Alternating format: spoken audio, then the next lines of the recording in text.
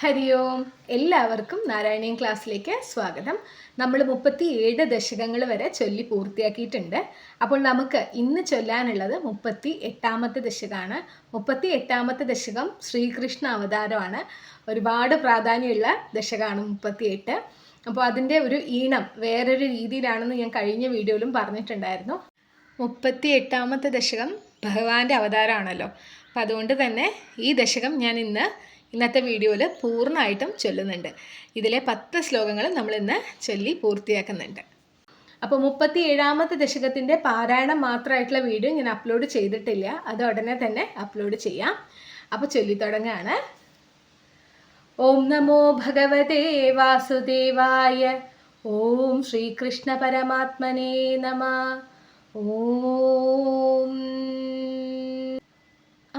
ആനന്ദരൂപ ഭഗവന്നയിതേവതാരേ പ്രാപ്തേ പ്രദീപ്ത ഭവദംഘനിരീയമാണൈ കാന്തിവ്രജൈരിവ ഘനാഘന മണ്ഡലൈർധ്യാം ആവൃണ്വതി വിരുരുചേ കില വർഷവേല. ഒന്നുകൂടി ചൊല്ലാം.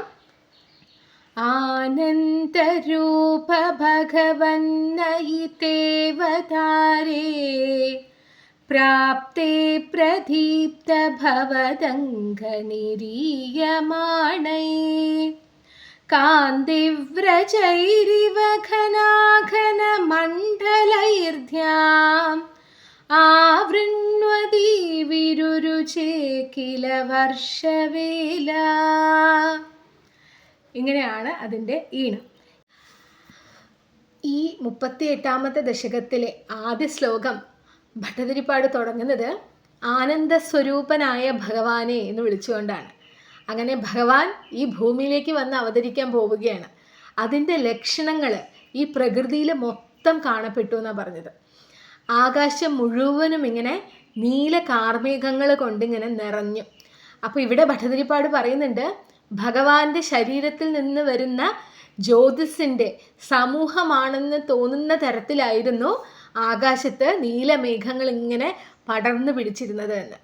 വർഷകാല മേഘം നമുക്ക് നമ്മുടെ ശരീരത്തിന് അതുവരെയുള്ള ചൂടിൽ നിന്നും മനസ്സിനും ശരീരത്തിനുമുള്ള ചൂടിൽ നിന്നും ഒരു മോചനം, ഒരു അനുഭൂതി തരും അല്ലേ വർഷകാല മേഘങ്ങൾ. വളരെ സുഖവും തണുപ്പും തരുന്ന ഒന്നാണ് ആ വർഷകാല മേഘങ്ങൾ. അങ്ങനെ പെയ്യാൻ ഒരുങ്ങി നിൽക്കുന്ന വർഷകാല മേഘങ്ങൾ ആകാശത്തെങ്ങും നിറഞ്ഞു എന്നാണ് പറയുന്നത്. ഒന്നാമത്തെ ശ്ലോകത്തിൽ ഭഗവാൻ ഭഗവാൻ അവതരിക്കുന്നതിനുള്ള ഒരുക്കം കാണിക്കുകയാണ് ചെയ്യുന്നത്. അപ്പോൾ ഒന്നാമത്തെ ശ്ലോകത്തിൽ മനസ്സിലാക്കാൻ അത്രയേ ഉള്ളൂ, ഭഗവാന്റെ അവതാരം അടുത്തിരിക്കുന്നു. അപ്പോൾ ആനന്ദ സ്വരൂപനായ ഭഗവാനെ എന്ന് വിളിച്ചുകൊണ്ട് ഭട്ടതിരിപ്പാട് ശ്ലോകം ആരംഭിക്കുന്നു. അങ്ങനെ ആകാശം മുഴുവനും മേഘങ്ങൾ ഇങ്ങനെ പടർന്നു നിന്നു എന്നാണ് പറയുന്നത്. ഭഗവാന്റെ ശരീരത്തിൽ നിന്ന് വരുന്ന ജ്യോതിസിൻ്റെ സമൂഹമാണോ ഈ നിറഞ്ഞു നിൽക്കുന്ന നീലമേഘങ്ങൾ എന്ന് തോന്നിപ്പോവും. ഭഗവാന്റെ വരവ് എന്ന് പറയുന്നത് നമ്മുടെ മനസ്സിനും ശരീരത്തിനുമൊക്കെ സുഖം തരുന്ന ഒരു കാര്യമാണ് അല്ലേ, ഭഗവാൻ വന്ന് അവതരിക്കുന്നു എന്ന് പറയുന്നത്. അപ്പോൾ ഭട്ടതിരിപ്പാട് ഇവിടെ പറയുന്നത് വർഷകാല മേഘങ്ങൾ എങ്ങനെയാണോ ചൂട് പിടിച്ച മനസ്സിനും ശരീരത്തിനും സുഖവും തണുപ്പും തരുന്നത്, അതുപോലെ തന്നെയായിരുന്നു ആകാശത്ത് ഇങ്ങനെ മേഘങ്ങൾ ഭഗവാന്റെ വരവ് അറിയിച്ചുകൊണ്ട് നിന്നത്, ഇങ്ങനെ പ്രകാശിച്ചു നിന്നത് എന്നാണ് പറയുന്നത്. ഇനി നമുക്ക് 2ാമത്തെ ശ്ലോകം ചൊല്ലാം. 2ാമത്തെ ശ്ലോകത്തിലാണ് ഭഗവാൻ ജനിക്കുന്നത് പറയുന്നത്. അതുകൊണ്ട് തന്നെ ആ ശ്ലോകം ചൊല്ലിയതിന് ശേഷം നമ്മൾ സർവത്ര ഗോവിന്ദ നാമസങ്കീർത്തനം ഗോവിന്ദ ഗോവിന്ദ എന്ന് ചൊല്ലും. അപ്പോൾ ചൊല്ലാം. ആശാസു ശീതളതരാസു പയോദതോയൈർ ആശാസിതാപ്തി വിവശേഷു ച സജ്ജനേഷു നൈശാകരോദയവിദൗ നിശിമധ്യമായാം ക്ലേശാപഹസ്ത്രിജഗതാം ത്വമിഹാവിരാസി. ഒന്നുകൂടി ചൊല്ലാം. ആശാസു ശീതളതരാസു പയോദതോയൈർ ആശാസിതാപ്തി വിവശേഷു ച സജ്ജനേഷു നൈശാകരോദയവിദൗ നിശിമധ്യ നിത്യമായാം ക്ലേശാപഹസ്ത്രിജഗതാം ത്വമിഹാവിരാസി. സർവത്ര ഗോവിന്ദനാമ സങ്കീർത്തനം. ഗോവിന്ദ ഗോവിന്ദ. ശ്രീകൃഷ്ണൻ്റെ അവതാര സമയത്ത് പ്രകൃതിയിലാകെ മാറ്റങ്ങൾ ഉണ്ടായി എന്നുള്ളത് പറഞ്ഞു. അങ്ങനെ മഴ പെയ്ത് ഈ ലോകം മൊത്തം തണുത്തു എന്നാണ് പറയുന്നത്. ഭഗവാന്റെ വരവ് എന്ന് പറയുന്നത് സജ്ജനങ്ങൾക്ക് ഒരുപാട് ആനന്ദമുണ്ടാക്കുന്ന കാര്യമാണല്ലേ. അപ്പോൾ സജ്ജനങ്ങൾ എല്ലാവരും തന്നെ ഭഗവാന്റെ അവതാരം അടുത്തതിനെ കുറിച്ച് ആലോചിച്ച് അത്യധികമായിട്ടുള്ള സന്തോഷത്തിലായിരുന്നു എന്നാണ് പറയുന്നത്. അങ്ങനെ മഴ പെയ്ത് തോർന്ന് ചന്ദ്രൻ ഉദിച്ചു. തണുപ്പും പ്രകാശവും ഈ ലോകത്ത് മൊത്തം ഇങ്ങനെ പരന്നു നിന്നു. ആ സമയത്ത് രാത്രിയുടെ 2-ാം യാമത്തിൽ സാക്ഷാൽ സച്ചിദാനന്ദ സ്വരൂപനായിട്ടുള്ള മഹാവിഷ്ണു ശ്രീകൃഷ്ണ രൂപം എടുത്ത് ഈ ഭൂമിയിൽ ദേവകിയുടെയും വസുദേവരുടെയും പുത്രനായി മധുരാപുരിയിൽ ജനിച്ചു എന്നുള്ളതാണ് 2-ാമത്തെ ശ്ലോകത്തിൽ വിവരിക്കുന്നത്. അപ്പോൾ 2-ാമത്തെ ശ്ലോകത്തിൽ പറയുന്നത് ശ്രീകൃഷ്ണൻ്റെ അവതാര സമയത്ത് പ്രകൃതിയിലാകെ മാറ്റങ്ങൾ ഉണ്ടായിരുന്നു എന്നുള്ളതാണ്. മഴ പെയ്ത് ഈ ലോകം മൊത്തം തണുത്തു. ആ തണുത്ത് നിൽക്കുന്ന സമയത്ത് സജ്ജനങ്ങൾക്കൊക്കെ ആനന്ദദായകമായിട്ടുള്ളൊരു അനുഭവമായിരുന്നു. തങ്ങളുടെ ഭഗവാൻ ഇവിടെ വന്ന് അവതരിക്കുകയാണ് അല്ലേ. അപ്പോൾ അതുകൊണ്ട് തന്നെ സജ്ജനങ്ങളുടെ ഒക്കെ മനസ്സ് സന്തോഷം കൊണ്ട് നിറഞ്ഞു. ചന്ദ്രൻ ഉദിച്ചു വന്നു. തണുപ്പും പ്രകാശവും ഈ ലോകമെങ്ങും പരന്നു. അങ്ങനെ രാത്രിയുടെ 2-ാം യാമത്തിൽ സാക്ഷാൽ സച്ചിദാനന്ദ സ്വരൂപനായ മഹാവിഷ്ണു കൃഷ്ണരൂപമെടുത്ത് ദേവകിയുടെയും വസുദേവരുടെയും പുത്രനായി മധുരാപുരിയിൽ ജനിച്ചു എന്നാണ് പറയുന്നത്. ഇനി നമുക്ക് 3-ാമത്തെ ശ്ലോകം ചൊല്ലാം. ബാല്യസ്പൃശാപി വപുഷാ തതുഷാ വിഭൂതിർ ഉദ്യത്കിരീടകടകാംഗദഹാരഭാസാ ശംഖാരിവാരി ജഗദാ പരിഭാസിതേന മേഘാസിതേന പരിലേസിത സൂതിഗേഹേ. ഒന്നുകൂടി ചൊല്ലാം. ബാല്യസ്പൃശാപി വപുഷാ തതുഷാ വിഭൂതിർ ഉദ്യത്കിരീടകടകാംഗദഹാരഭാസാ ശംഖാരിവാരി ജഗദാ പരിഭാസിതേന മേഘാസിതേന പരിലേസിത സൂതിഗേഹേ. 3-ാമത്തെ ശ്ലോകത്തിൽ ഭട്ടതിരിപ്പാട് ഭഗവാന്റെ രൂപമാണ് വർണ്ണിക്കുന്നത്. അവതാര സമയത്ത് ഒരു ശിശു തന്നെയായിരുന്നു ഭഗവാൻ.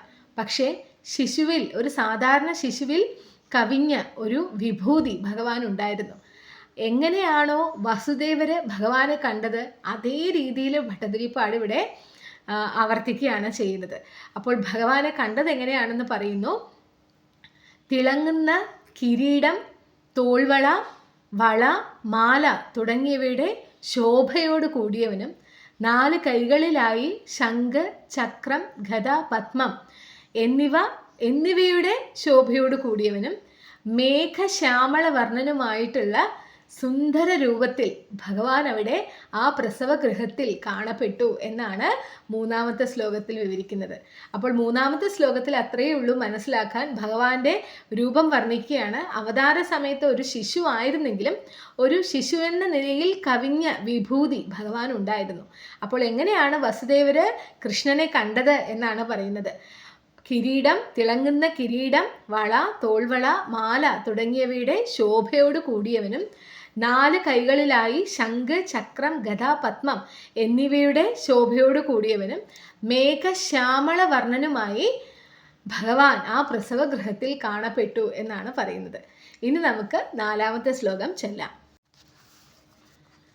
വക്ഷസ്ഥലീ സുഖനിലീന വിലാസി ലക്ഷ്മീ മന്താക്ഷ ലക്ഷിത കടാക്ഷ വിമോക്ഷഭേതയേ തന്മന്ദിരസ്യ ഖലകംസകൃതാമലക്ഷ്മീം ഉന്മാർജയന്നിവ വിരേചിത വാസുദേവ.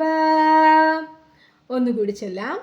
വക്ഷസ്ഥലീ മത്തലി സുഖനിലീന വിലാസി ലക്ഷ്മീ മന്താക്ഷ ലക്ഷിത കടാക്ഷ വിമോക്ഷഭേദൈ തന്മന്ദിരസ്യ ഖലകംസകൃതാമലക്ഷ്മീം ഉന്മാർജയന്നിവ വിരേചിത വാസുദേവ.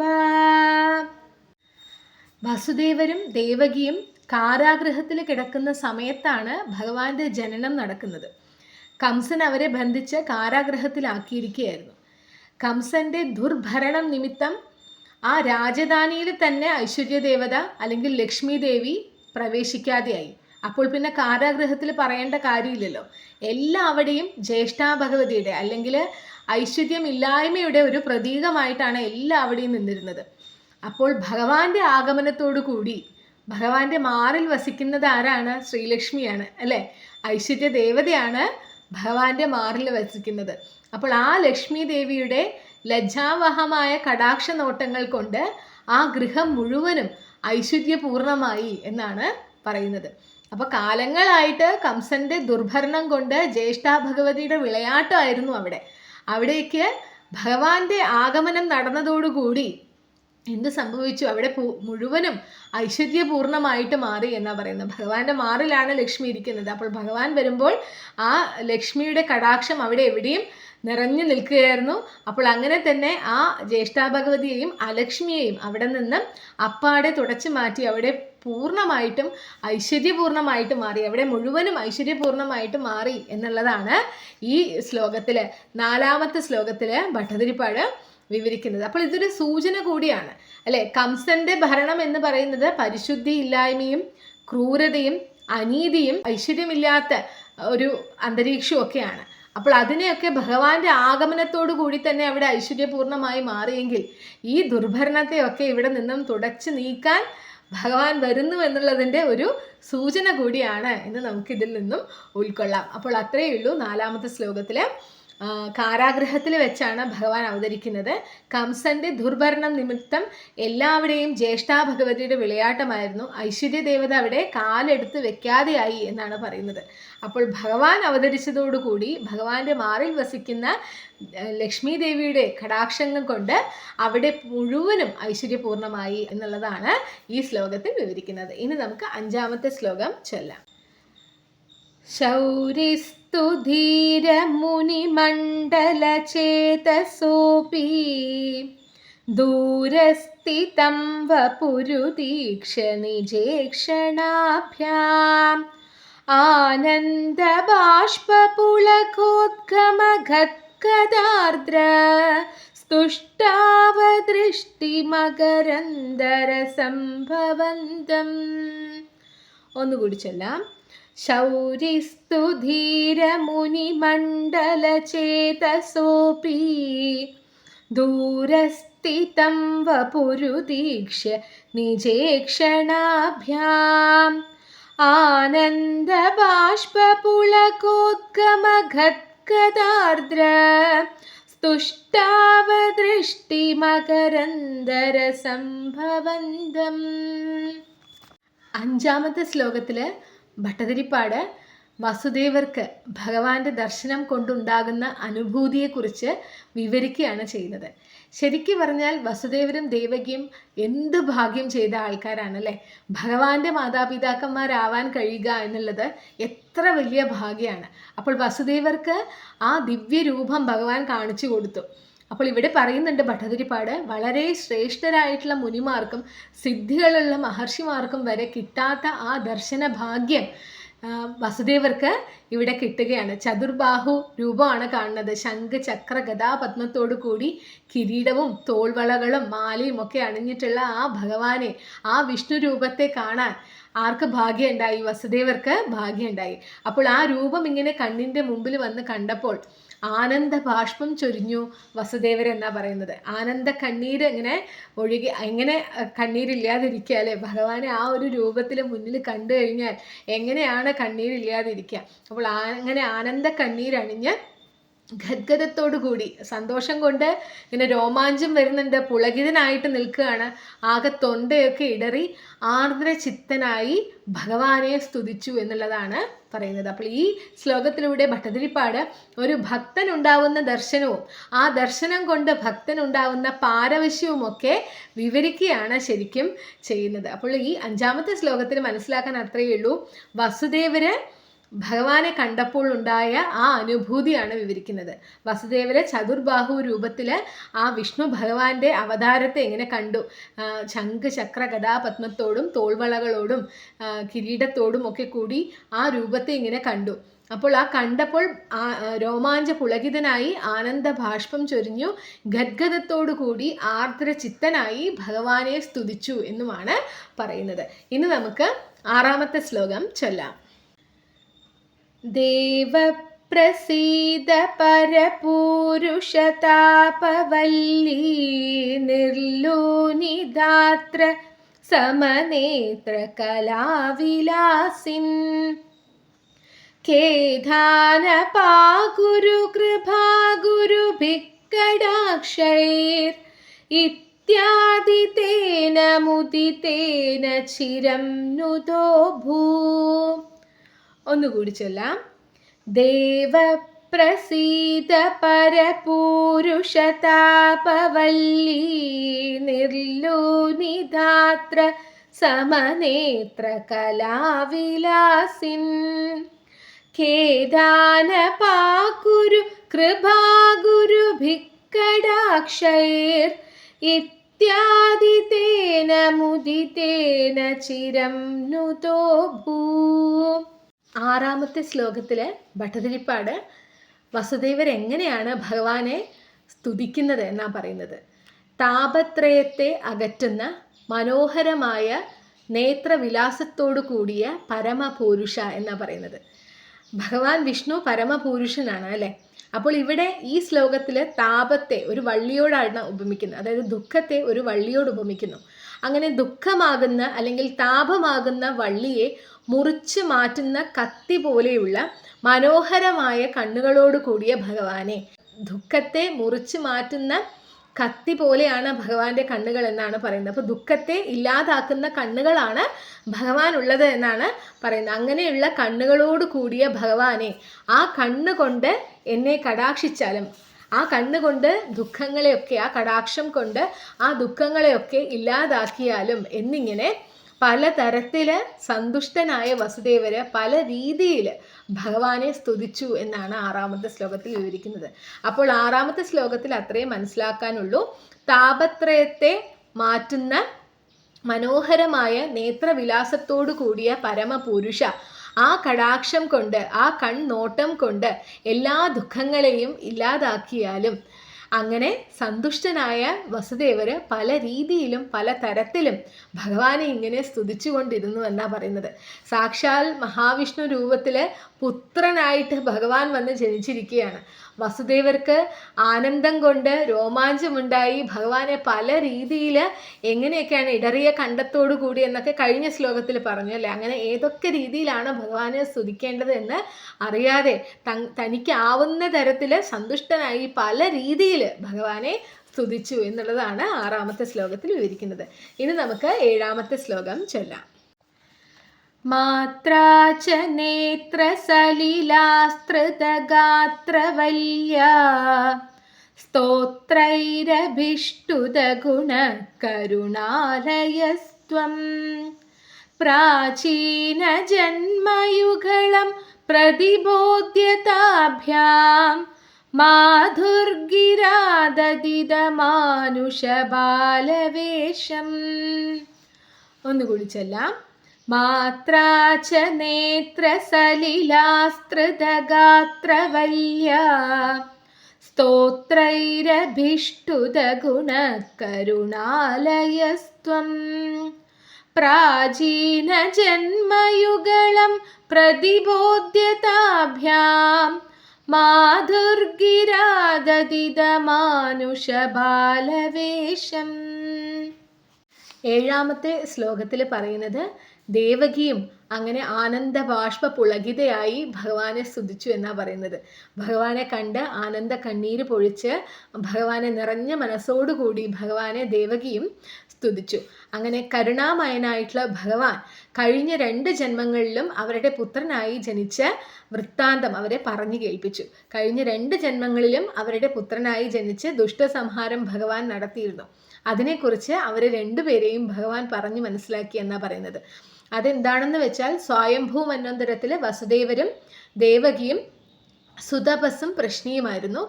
അവരുടെ പുത്രനായി പ്രശ്നിഗർഭനായി ഭഗവാൻ അവതരിച്ചു.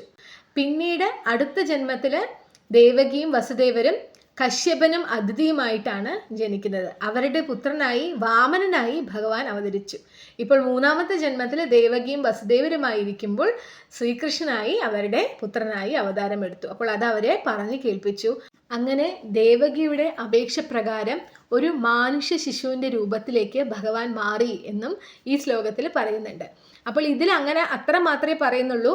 ദേവകിയുടെ അപേക്ഷ പ്രകാരം മനുഷ്യക്കുഞ്ഞിൻ്റെ രൂപത്തിലേക്ക് ഭഗവാൻ മാറി എന്നുള്ളതാണ് ശ്ലോകത്തിൽ പറയുന്നത്. പക്ഷേ അങ്ങനെ മാറുന്നതിന് മുമ്പ് തന്നെ ഭഗവാൻ അവരെ പറഞ്ഞു ധരിപ്പിച്ചിരുന്നു. എന്ത്?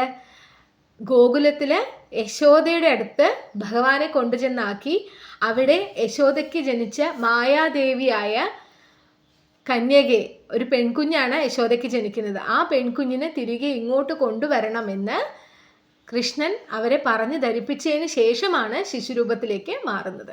അപ്പോൾ അത്രയേ ഉള്ളൂ 7ാമത്തെ ശ്ലോകത്തിൽ മനസ്സിലാക്കാൻ. ദേവകിയും ആനന്ദ കണ്ണീര് പൊഴിക്കുകയും ഭഗവാനെ സ്തുതിക്കുകയും ഒക്കെ ചെയ്തു. അപ്പോൾ കരുണാമയനായിട്ടുള്ള ഭഗവാൻ കഴിഞ്ഞ 2 ജന്മങ്ങളിലും അവരുടെ പുത്രന്മാരായി വന്ന് ജനിച്ച് ദുഷ്ടസംഹാരം നടത്തിയ വൃത്താന്തം അവരെ പറഞ്ഞു കേൾപ്പിച്ചു. പിന്നീട് ഗോകുലത്തിൽ യശോദയുടെ അടുക്കൽ മായാദേവിയായിട്ടുള്ള ഒരു കന്യക പിറന്നിട്ടുണ്ട്. അവിടെ ആ കന്യകയെ എടുത്തുകൊണ്ടുവന്ന് എന്നെ അവിടെ കിടത്തണമെന്ന് കൃഷ്ണൻ അവരെ ഉപദേശിച്ച് ഒരു ശിശു രൂപത്തിലേക്ക് ദേവകിയുടെ അപേക്ഷ പ്രകാരം മാറി എന്നുള്ളതാണ് 7ാമത്തെ ശ്ലോകത്തിൽ വിവരിക്കുന്നത്. ഇനി നമുക്ക് 8ാമത്തെ ശ്ലോകം ചൊല്ലാം. ത്വത്പ്രേരിതസ്തധനു നന്ദതനൂജയാതേ വ്യത്യാസമാരചയിതും സഹി ശൂരസൂനു ത്വാം ഹസ്തയോരധൃത ചിത്തവിധാര്യമാര്യൈർ അംഭോരുഹസ്തകളഹം സകിശോരരമ്യം. ഒന്നുകൂടി ചൊല്ലാം. ത്വത്പ്രേരിതസ്തനു നന്ദതനൂജയാതേ വ്യത്യാസമാരചയിതും സഹി ശൂരസൂനു ത്വാം ഹസ്തയോരധൃത ചിത്തവിധാര്യമാര്യൈർ അംഭോരുഹസ്തകളഹം സകിശോരരമ്യം. അങ്ങനെ 8ാമത്തെ ശ്ലോകത്തിൽ പറയുന്നത് ഭഗവാന്റെ പ്രേരണ കൊണ്ട് ഭഗവാനെ എടുത്ത് യശോദയുടെ അടുത്ത് കൊണ്ടുചെന്നാക്കി അവിടെ പിറന്ന മായാദേവിയെ തിരിച്ച് ഇങ്ങോട്ട് കൊണ്ടുവരാൻ വസുദേവര് തയ്യാറെടുത്തു എന്നുള്ളതാണ് പറയുന്നത്.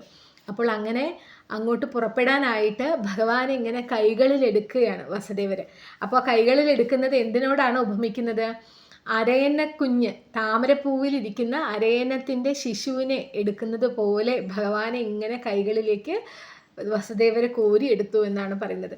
അനേകം ഭക്തജനങ്ങളുടെ ഹൃദയ കമലത്തിൽ വസിക്കുന്ന ആ ഭഗവാനെ ഇങ്ങനെ കരകമലത്തിലെടുത്ത് ചെല്ലുവാൻ വസുദേവർക്ക് എന്ത് ഭാഗ്യമാണെന്നൊന്ന് ചിന്തിച്ചു നോക്കൂ അല്ലേ. എത്ര സിദ്ധന്മാർക്കും പുണ്യാത്മാക്കൾക്കും വരെ കിട്ടാത്ത ഭാഗ്യമാണ് വസുദേവർക്ക് ആ ഭഗവാനെ ഇങ്ങനെ കൈകളിൽ എടുത്ത് കൊണ്ടുപോകാൻ സാധിച്ചത് എന്ന് നമ്മൾ ഓർക്കണം അല്ലേ. അപ്പോൾ അതാണ് 8ാമത്തെ ശ്ലോകത്തിൽ അത്രയും വിവരിക്കുന്നുള്ളൂ. ഭഗവാനെ ഭഗവാൻ തന്നെ പറഞ്ഞതനുസരിച്ച് യശോദയുടെ അടുക്കൽ കൊണ്ടുചെന്നാക്കി അവിടുത്തെ പുത്രിയെ ഇങ്ങോട്ട് എടുത്തു കൊണ്ടുവരുവാൻ വസുദേവർ പുറപ്പെട്ടു. അപ്പോൾ വസുദേവർ ഇങ്ങനെ കൈകളിൽ എടുക്കുകയാണ് ആ ഉണ്ണിക്കണ്ണനെ. അപ്പോൾ അതെങ്ങനെയാണെന്നാണ് പറയുന്നത്. താമരപ്പൂവിൽ സ്ഥിതി ചെയ്യുന്ന അരയന്ന കുഞ്ഞിനെ പോലെ അത്രയും ഒതുങ്ങി ഇങ്ങനെ ഭഗവാനെ ഇങ്ങനെ കൈകളിൽ കോരിയെടുത്ത് വസുദേവർ പുറപ്പെട്ടു എന്നുള്ളതാണ് പറയുന്നത്. ഇനി നമുക്ക് 9ാമത്തെ ശ്ലോകം ചൊല്ലാം. ജാതാതതാ പശുപസത്മനിയോഗനിദ്രാ നിദ്രാ വിമുദ്രിതമദാകൃത പൗരലോകം ത്വത്പ്രേരിതസ്തനു त्वत्प्रेरणाल् किमिह चित्रमचेतनैर्यत् द्वारैः स्वयं व्यकटिसङ्घटितैः सुगाढम्. ഒന്നുകൂടി ചൊല്ലാം. ജാതാ തഥാ പശുപസത്മനിയോഗനിദ്രാ നിദ്രാ വിമുദ്രിതമതാകൃതപൗരലോകം ത്വത്പ്രേരണാൽ കിമിഹ ചിത്രമചേതനൈര്യത് ദ്വാരൈः സ്വയം വ്യകടിസംഘടിതൈः സുഗാഢം. അപ്പോൾ 9ാമത്തെ ശ്ലോകത്തിൽ വിവരിക്കുന്നത് അവിടെ നന്ദഗോപഗൃഹത്തിൽ ഭഗവാന്റെ പ്രേരണ കൊണ്ട് അവിടെ ജനിച്ച മായാദേവി അവിടെയുള്ള പൗരന്മാരെ എല്ലാവരെയും ഗാഢനിദ്രയിൽ ആഴ്ത്തി എന്നാണ് പറയുന്നത്. ഇവിടെ അത്ഭുതത്തിന് ഒട്ടും സ്ഥാനമില്ല എന്ന് ഭട്ടതിരിപ്പാട് പറയുന്നു. ജീവനില്ലാത്ത കതകുകൾ താനെ തുറക്കുകയും ജീവനുള്ള മനുഷ്യര് ഗാഢനിദ്രയിലാവുകയും ചെയ്തു എന്നുള്ളതാണ് 9ാമത്തെ ശ്ലോകത്തിൽ വിവരിക്കുന്നത്. അതായത് അവിടെ യശോദയുടെ അടുക്കൽ ജനിച്ചത് മായാദേവിയാണ്. അപ്പോൾ ആ മായാദേവി തൻ്റെ മായ കൊണ്ട്, ഭഗവാന്റെ പ്രേരണ കൊണ്ടാണ് ഇത് ചെയ്യുന്നത്, ഭഗവാന്റെ പ്രേരണ കൊണ്ട് തൻ്റെ മായ ഉപയോഗിച്ച് അവിടെയുള്ള പൗരന്മാരെ എല്ലാവരെയും ഗാഢനിദ്രയിലാക്കി. കാരണം ഇങ്ങനെ കൊണ്ടുവന്ന് കൈമാറുന്നത് അറിയരുതല്ലോ, ഭഗവാൻ ഇനി അവിടെ കൊണ്ടുവന്ന് കിടത്താൻ പോവുകയാണ്. അപ്പോൾ പ്രസവിച്ചത് ആൺകുഞ്ഞാണോ പെൺകുഞ്ഞാണോ എന്ന് പോലും അറിയാതെ എല്ലാവരും ഗാഢനിദ്രയിലായിരുന്നു. അപ്പോൾ അങ്ങനെ ഗാഢനിദ്രയിലാക്കുകയാണ് ചെയ്യുന്നത് മായാദേവി. അപ്പോൾ ആ സമയത്ത് അടഞ്ഞു കിടന്ന വാതിലുകളൊക്കെയും തനിയെ തന്നെ തുറക്കുകയും ചെയ്തു. എങ്കിലല്ലേ വസുദേവർക്ക് അങ്ങോട്ടേക്ക് കയറി ചെല്ലാനും പറ്റുകയുള്ളൂ. അപ്പോൾ ഇവിടെ അത്ഭുതത്തിന് ഒട്ടും സ്ഥാനമില്ല എന്നാ പറയുന്നത്. ജീവനില്ലാത്ത വാതിലുകൾ തനിയെ തുറക്കുകയും ജീവനുള്ളവര് ഗാഢനിദ്രയിലാവുകയും ചെയ്തു എന്നുള്ളതാണ് 9ാമത്തെ ശ്ലോകത്തിൽ വിവരിക്കുന്നത്. അപ്പോൾ 9ാമത്തെ ശ്ലോകത്തിൽ മനസ്സിലാക്കാൻ അത്രയേ ഉള്ളൂ. നിദ്രാദേവി അവിടെ ജനിച്ച, യശോദയുടെ അടുക്കൽ ജനിച്ച മായാദേവിയുടെ മായ കൊണ്ട് അവിടെയുള്ള പൗരജനങ്ങൾ എല്ലാവരും ഗാഢനിദ്രയിലായി തീർന്നു. ഭഗവാന്റെ പ്രേരണ കൊണ്ടാണ് ദേവി ഇങ്ങനെ ചെയ്യുന്നത് എന്ന് പറയുന്നു. അങ്ങനെ ഗാഢനിദ്രയിലായ സമയത്ത് ഇവിടെ അത്ഭുതത്തിന് ഒട്ടും സ്ഥാനമില്ല. ജീവനില്ലാത്ത വാതിലുകൾ തനിയെ തുറക്കുകയും ജീവനുള്ളവർ ഗാഢനിദ്രയിലെല്ലാം മറന്ന് ഉറങ്ങുകയും ചെയ്യുന്നു എന്നാ പറയുന്നത്. ഇനി നമുക്ക് 38ാമത്തെ ദശകത്തിലെ അവസാന ശ്ലോകം 10ാമത്തെ ശ്ലോകം ചൊല്ലാം. ശേഷേണ ഭൂരി ഭണവാരിതവാരിനാദ സ്വൈരം പ്രദർശിത പദോ മണിദീപിതേന ത്വാം ധാരയൻ സഖലു ധന്യതമപ്രദസ്തേ സോയം ത്വമീശ മമ നാശയ രോഗവേഗാൻ. ഒന്നുകൂടി ചൊല്ലാം. ശേഷേണ ഭൂരി ഭണവാരിതവാരിനാദ സ്വൈരം പ്രദർശിത പദോ മണിദീപിതേന ത്വാം ധാരയൻ സഖലു ധന്യതമപ്രദസ്തേ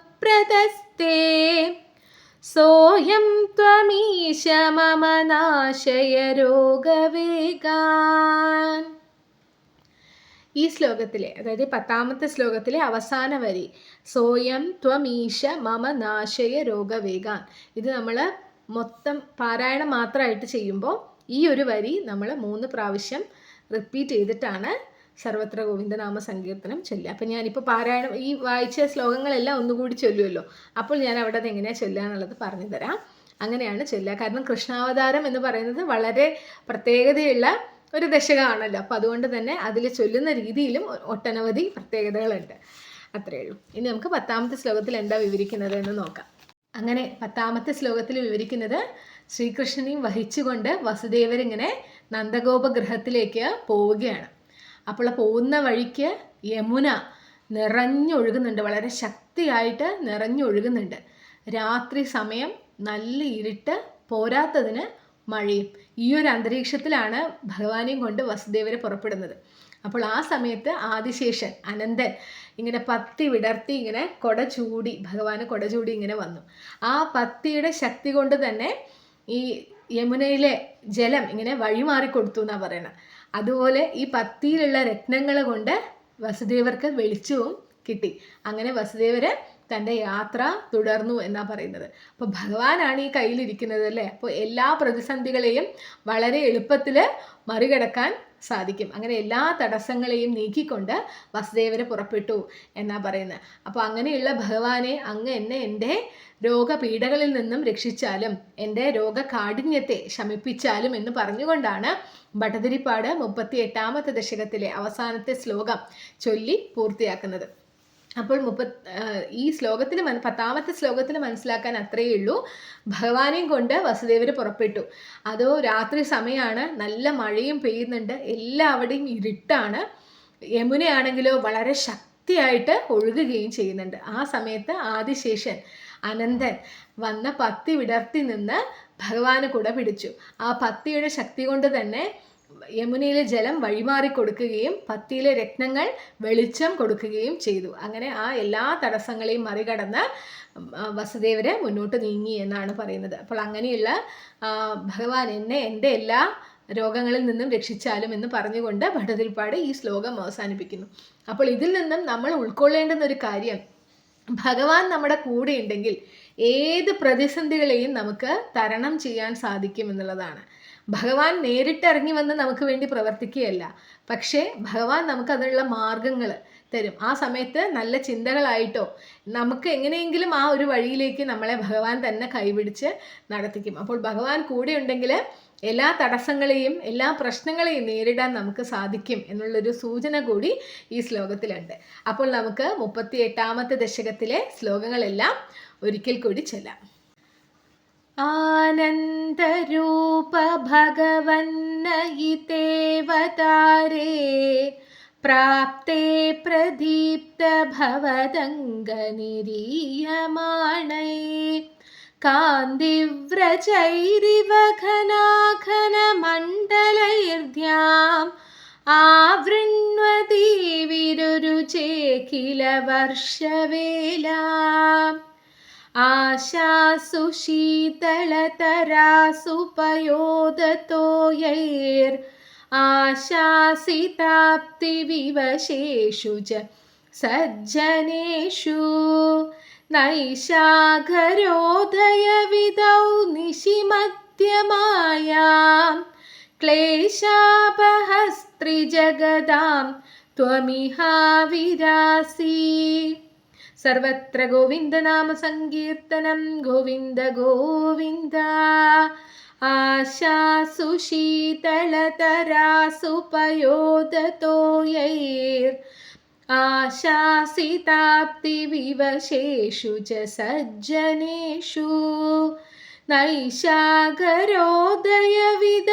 നിശിമധ്യമായാം ക്ലേശാപഹസ്ത്രിജഗദാം ത്വമിഹാവിരാസി. ബാല്യസ്പൃശാപി വപുഷാ തതുഷാ വിഭൂതിർ ഉദ്യത്കിരീടകടകാംഗദഹാരഭാസാ ശംഖാരിവാരി ജഗദാ പരിഭാസിതേന മേഘാസിതേന പരിലേസിതസൂതിഗേഹേ. വക്ഷസ്ഥലീ സുഖനിലീനവിലാസി ലക്ഷ്മീമന്താക്ഷ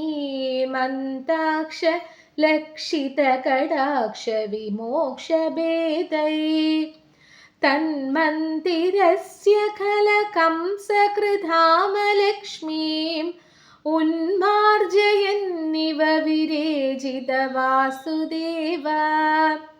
ശൗരിസ്തു ധീരമുനിമണ്ഡലചേതസോऽപി ദൂരസ്ഥിതം വപുരുദീക്ഷ്യ നിജേക്ഷണാഭ്യാം ആനന്ദബാഷ്പപുളകോത്കമഗദ്ഗദാർദ്ര സ്തുഷ്ടാവദൃഷ്ടിമകരന്ദരസംഭവന്തം. ദേവപ്രസീദ പരപൂരുഷതാപവല്ലീ നിർലോനിധാത്ര സമനേത്ര കലാവിലാസിൻ ഖേദാനപാകുരു കൃപാഗുരുഭിക്കടാക്ഷൈർ इत्यादितेन मुदितेन चिरं नुतो भू मात्रा च नेत्रसलिलास्त्रितगात्रवल्या स्तोत्रैरभीष्टुदगुणकरुणालयस्त्वं प्राचीनजन्मयुगलं प्रतिबोध्यताभ्यां माधुर्गिराददितमानुषबालवेषम् त्वत्प्रेरितस्तथनुनन्दतनूजया ते व्यत्यासमारचयितुं सहि शूरसूनु त्वां हस्तयोरधृतचित्तविधार्यमार्यैरम्भोरुहस्तकलहंसकिशोररम्यं जाता तथा पशुपसत्मनियोगनिद्रा निद्राविमुत्रितमदाकृतपौरलोकम् त्वत्प्रेरणाल् किमिह चित्रमचेतनैर्यत् द्वारैः स्वयं व्यकटिसङ्घटितैः सुगाढम् शेषेण भूरि फणवारितवारिनाद स्वैरं प्रदर्शितपतो मणिदीपितेन त्वां धारयन् स खलु धन्यतमप्रदस्ते सोऽयं त्वमीश मम नाशय रोगवेगान् सोऽयं त्वमीश मम नाशय रोगवेगान् सोऽयं त्वमीश मम नाशय रोगवेगान् सर्वत्र गोविन्दनाम सङ्कीर्तनं गोविन्द गोविन्द കൃഷ്ണ ഗുരുവായൂരപ്പ. അപ്പോൾ അങ്ങനെ നമ്മൾ ഇന്ന് 38ാമത്തെ ദശകം മുഴുവനും ചൊല്ലി പൂർത്തിയാക്കിയിട്ടുണ്ട്. ശ്രീകൃഷ്ണാവതാരം അങ്ങനെ പകുതിയിൽ വെച്ച് നിർത്തണ്ടെന്ന് തോന്നി. അതുകൊണ്ടാണ് ഈ ദശകം മുഴുവനായിട്ടും ചൊല്ലി ഒരുമിച്ച് വീഡിയോ അപ്ലോഡ് ചെയ്തത്. അപ്പോൾ സാവകാശം നോക്കി നിങ്ങളെല്ലാവരും പഠിക്കൂ ഈ ദശകം. അപ്പോൾ ഇതുപോലെ തന്നെ തുടർന്നും എല്ലാവരും വീഡിയോസൊക്കെ കാണുക. ഈ വീഡിയോസൊക്കെ ഉപകാരപ്രദമാവും എന്ന് തോന്നുന്നവരിലേക്ക് ഷെയർ ചെയ്തെത്തിക്കുക. എന്തെങ്കിലും അഭിപ്രായങ്ങളുണ്ടെങ്കിൽ കമൻറ്റുകളിൽ അറിയിക്കുകയും വേണം. അപ്പോൾ ഈ ദശകത്തിലെ ഈ ഈണം നിങ്ങൾക്ക് ചൊല്ലാൻ ബുദ്ധിമുട്ടുണ്ട് എന്നാണെങ്കിൽ നമ്മൾ ഇതേ വൃത്തത്തിലുള്ള വേറെ ശ്ലോകങ്ങൾ ചൊല്ലുന്നത് പോലെ തന്നെ ചൊല്ലാം. വസന്ത തിലകമാണ് ഇതിലെ വൃത്തം. അപ്പോൾ അത് അതേ ഇണത്തിൽ നമ്മൾ വേറൊരു രീതിയിലും ചൊല്ലാൻ പറ്റും. അപ്പോൾ അതെന്തെങ്കിലും ബുദ്ധിമുട്ടുണ്ടെങ്കിൽ കമൻറ്റിൽ അറിയിക്കും. അപ്പോൾ അങ്ങനെ ചൊല്ലിയിട്ടുള്ള പാരായണം മാത്രമായിട്ടുള്ള വീഡിയോ വേണമെങ്കിൽ ഞാൻ അപ്ലോഡ് ചെയ്യാം.